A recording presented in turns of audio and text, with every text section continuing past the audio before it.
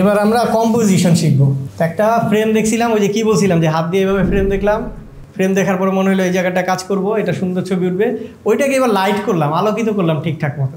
এটা কেমন হবে, এটার মধ্যে কি থাকতেছে, এটাকে বলে কম্পোজিশন। ঠিক আছে, এই কম্পোজিশনের মধ্যে সাবজেক্ট থাকতেছে, অবজেক্ট থাকতেছে, সেটা কেমনভাবে থাকতেছে এখন আমরা দেখব। দেখি rule of third.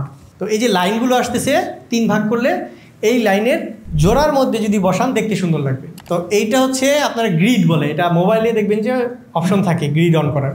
Grid on করে দিলে দেখবেন এরকম দাগ চলে আসতেছে, যেটা ছবিতে আর আসবে না, আপনাকে জাস্ট দেখার জন্য। তা আমরা লাইনটাকে হিসাব করে ওইভাবে বসে ছবি তুলতে পারবো।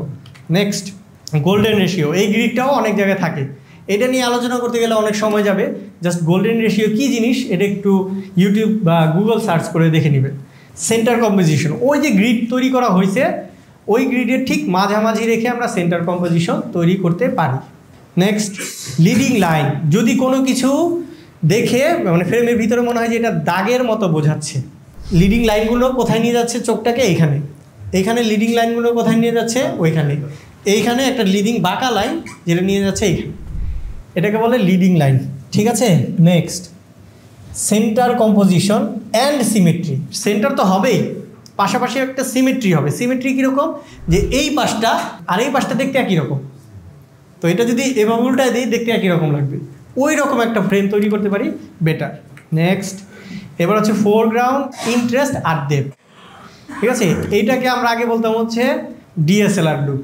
ডিএসএলআর লুক কী জিনিস, ডিএসএলআর লুক জিনিসটা হচ্ছে সাবজেক্ট দাঁড়ায় থাকবে, তার পিছনে ব্লার, এইটাই ডিএসএলআর।